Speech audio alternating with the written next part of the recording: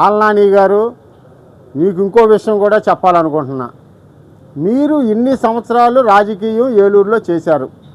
3 సార్లు ఎమ్మెల్యేగా, మంత్రిగా, డిప్యూటీ సీఎంగా, 5 సంవత్సరాలు ఎమ్మెల్సీగా చేశారు. ఏలూరులో కాపులకి వరగబెట్టింది ఏంటి? మీరు ఒక కళ్యాణ మండపం కట్టించగలిగారా? ఏలూరులో అన్ని కులాలకే ఉండయి.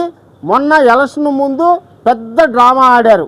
అన్ని కులస్తులకి కూడా మీ జేబులో సొమ్ము, మీ ఆస్తి, మీ పొలాలు, మీ స్థలాలు అన్నట్టుగా 1000 గజాలు కామన్ సైట్లలోకి వెళ్ళి 10 మంది కులస్తులకి మీరు శంకుస్థాపనలు చేశారు.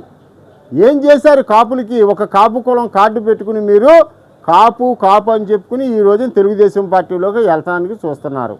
ఇవన్నీ జనం చూస్తున్నారు. కాపు అనేవాడు ఒక్కడు కూడా మీ వెనకాల ఏలూరు నియోజకవర్గంలో లేరు.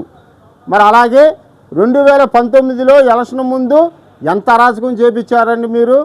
సినారపేటలో కంప్యూటర్ ప్రసాద్ గారిని కొట్టించారు, ఇంకా కొట్టించారు.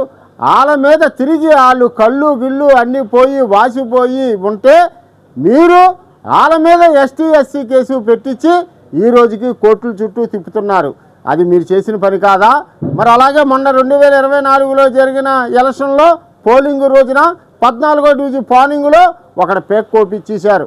అలాగే 40వ డివిజన్లో ఒకటి తలకాయ పగలు కొట్టారు, ఒకటి పేక్ కోపించారు.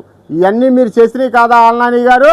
ఇప్పటికైనా సరే మీరు తెలుగుదేశం పార్టీలోకి వస్తే మట్టికి మేము అవన్నీ పట్టుకుని మీ ఇంటికాడే నిలదీస్తాం. ఆల్నాని గారు మీరు గుర్తుంచుకోండి. ఇప్పటికైనా శంషేర్గా మీరు కాపు అంటున్నారు కాబట్టి కాపులుగాన రక్తంగాన మీలో ఉంటే వైఎస్ఆర్సీపీలో ఉండి మా యొక్క నాయకత్వాన్ని, మా నాయకుడిని మీరు ఎదుర్కొని మళ్ళీ మీరు ఎన్నికల్లోకి వెళ్ళండి, ప్రజల్లోకి వెళ్ళండి. అంతేగాని తెలుగుదేశం పార్టీలోకి వస్తే మట్టికి మేము సహించాం.